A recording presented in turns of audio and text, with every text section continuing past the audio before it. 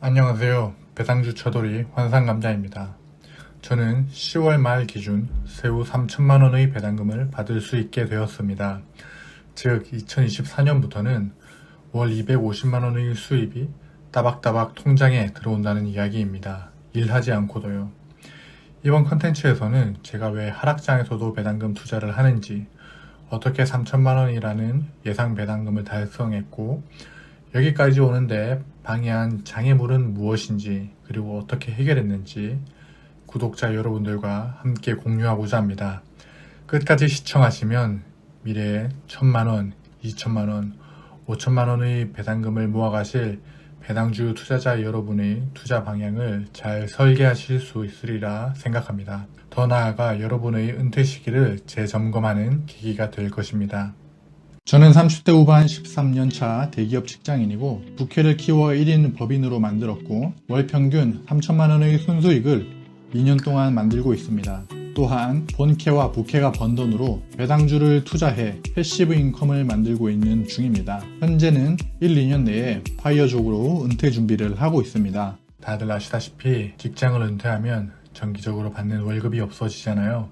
그렇기 때문에 은퇴 이후 정기적 수입인 월급을 대체할 배당주를 꾸준히 모으는 게 가장 시급하더라고요.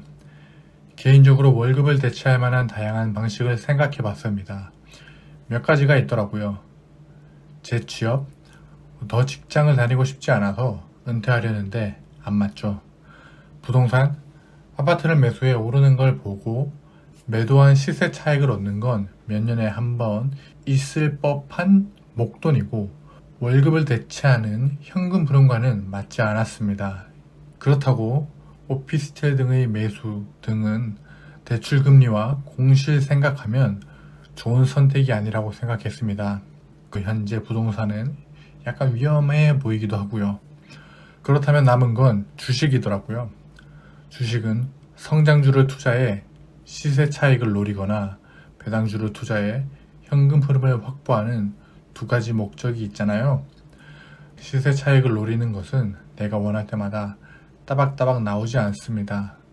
결론적으로 지금이 상승장이든 횡보장이든 하락장이든 상관없이 하락장이라도 배당주 투자를 하고 있습니다. 월급을 대체할 현금 흐름이 필요하기 때문에 배당금 투자를 합니다. 세상 환경도 중요하지만 내 환경을 어떻게 세팅할지도 매우 중요한 투자 요인이라고 생각합니다. 배당금 연 3천만원 구성 종목 중 연간 100만원 이상 받는 것들만 얘기해보자면 SCHD에서 1540만원, QYLD에서 771만원, 제피에서 630만원, KTNG에서 208만원의 배당금이 나올 예정입니다. 2022년 예상 배당금은 1,485만원이었는데 올해 10월 말에 3천만원이 되었습니다. 어떻게 이렇게 배당금을 빠르게 올리냐고 질문할 수 있는데요. 답은 간단합니다. 지속적으로 금융소득과 노동소득을 배당주에 투자했고 절약하고 그 돈으로도 투자했습니다. 저는 지난 6월에 리밸런싱 겸 단기 차익을 실현했습니다. 애플을 매도해 970만원, QQQM을 매도해 300만원, 테슬라에서 91만원, 스파이에서 320만원의 차익을 실현했습니다. 총 1862만원의 단기 차익을 실현해 SCHD에 넣었습니다. 1862만원은 크다면 큰 금액입니다. 적어도 저에게는 큰 금액입니다. 직장인 6개월치 월급에 맞먹는 금액을 벌어서 기분은 잠깐 좋았습니다. 그리고 그 금액으로 전액 SCHD를 매수했습니다. 6월달에 어떻게 고점인 줄 알고 팔았냐고 질문하실 수도 있는데 아닙니다. 저는 그냥 반년마다 한 번씩 리밸런싱 할 뿐입니다. 운 좋게 상승했던 시기였을 뿐이었습니다. 그리고 중국 쪽 투자했던 것들이나 신흥국가 투자했던 자금들도 손절 후 미국 배당주로 투자를 다 돌렸습니다. 일하지 않고도 돈 버는 금융소득인 배당금과 이자, 환테크로도 벌었고요. 금융소득이 열심히 일하는 동안 본캐는 어땠을까요? 금융소득으로 달러 버는 동안 본캐는 원화를 벌었습니다. 하루에 4시간, 5시간 자면서 열심히 일했습니다. 월급, 엔잡, 외주로 노동소득을 빡세게 벌고 반노동소득인 법인소득으로도 벌고 자본주의 생존 비법을 담은 전자책으로도 벌고 이런 머니 파이프라인이 7개 정도가 됩니다. 모든 파이프라인에서 나오는 수익은 생활하는 데 필요한 고정비를 빼고 투자금으로 모아둡니다. 그리고 절약을 했고요. 절약은 다른 영상에서 다시 한 번 더 깊게 이야기하려고 합니다. 그렇게 금융소득과 노동소득, 지속적인 절약으로 빠르게 모았습니다.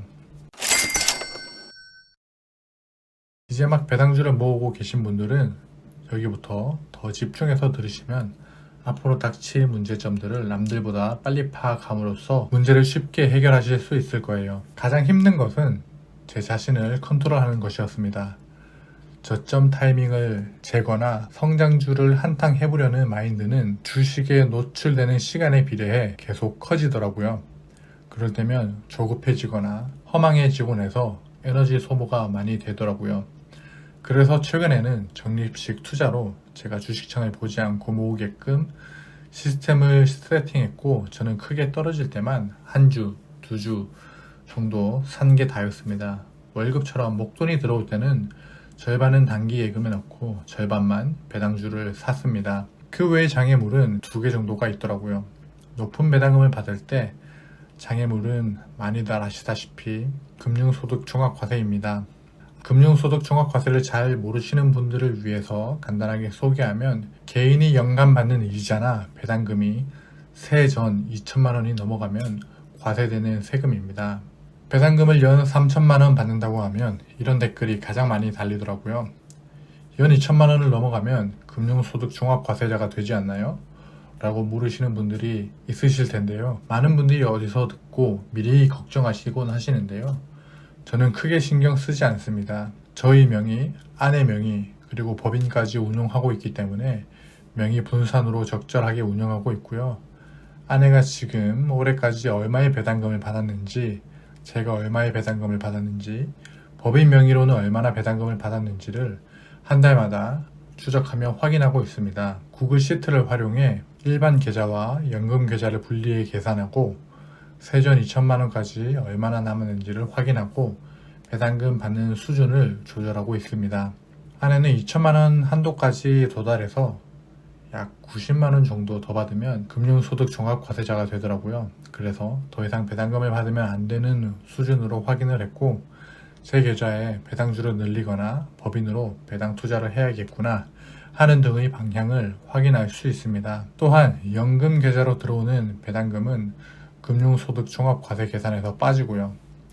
정리하면 많은 분들이 걱정하시는 것처럼 금융소득 종합과세자가 되는 것은 내 수익을 조금 덜 챙긴다 뿐이지 세상 무너질 정도의 세금 폭탄은 절대 아니고 명의 분산하고 계좌도 일반 계좌, 연금 계좌 나누면 생각보다 여유롭습니다. 배우자나 자녀가 있다면 명의를 분산하세요. 예시를 들어볼까요? 가족이 2명이면 2명이 명의 분산하면 한 명당 2천만 원, 2명이면 얼마죠? 연간 4천만 원입니다. 해외 주식 배당 소득세 떼면 283만 원을 월마다 받는 수준이에요. 만약 여러분이 월급 받는 직장인이면 월급 플러스 283만 원 해보세요. 적은 수준이 아닙니다. 만약 월급 받지 않고 다른 소득이 없다면 어떨까요?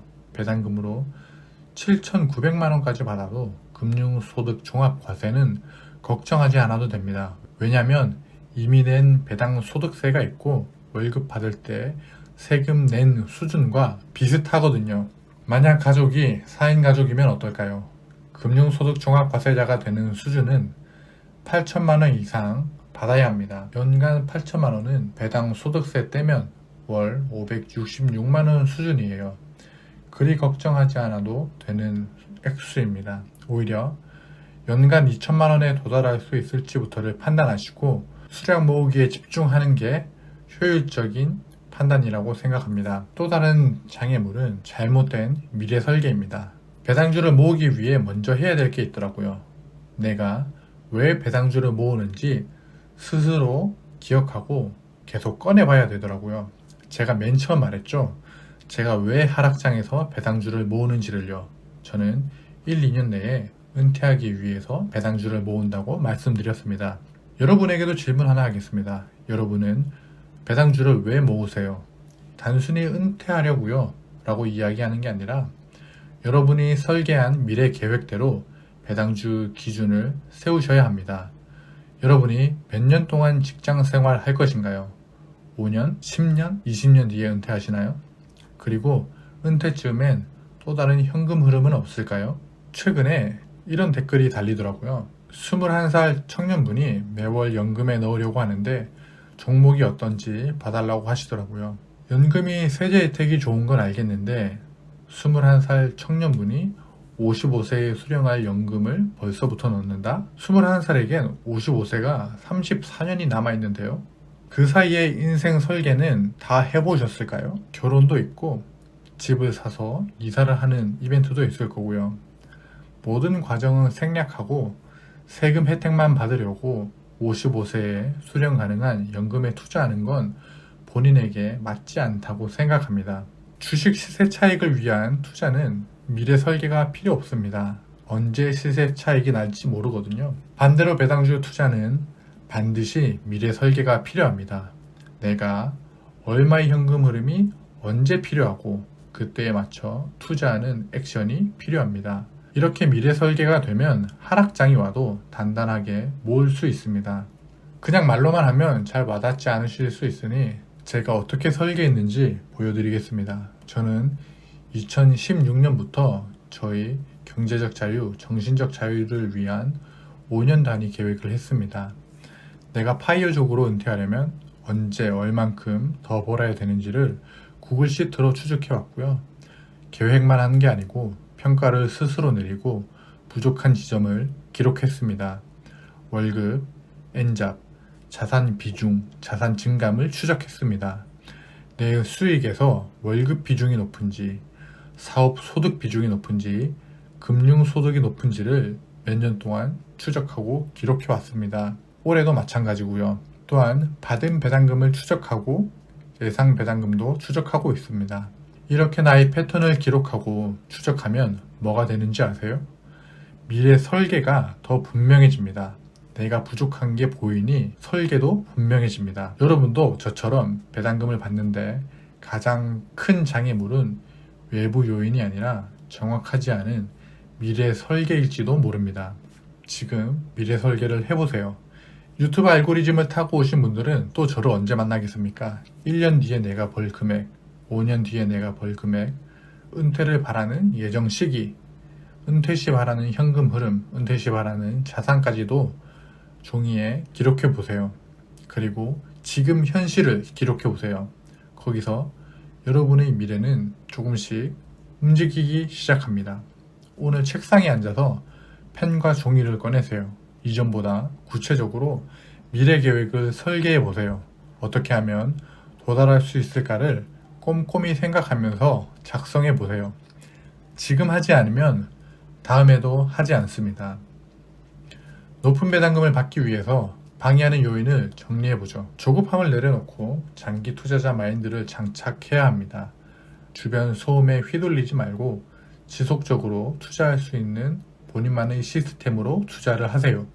저는 적립식 투자를 통해 이런 시스템을 만들어 놨습니다.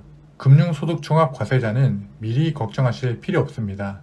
일반 계좌, 연금 계좌, 명의 분산으로 대비할 수 있고 대비하는 방법으로는 한 달에 한 번 정도만 추적하면 충분합니다. 또 다른 방해 요인은 불명확한 미래 설계였습니다. 여러분도 책상에 앉아 미래 설계를 해보세요. 하다가 의문 나시는 건 이 영상 댓글에 남겨두시면 제가 도움드릴 수 있는 부분은 도움드리겠습니다. 앞으로도 배당주 투자자 여러분들에게 도움이 되는 영상, 생각해볼 영상 만들 것을 약속드리고요. 제 컨텐츠가 도움이 되셨다면 구독, 좋아요, 알림 설정 부탁드립니다. 여러분의 인생 우상향을 응원합니다. 감사합니다.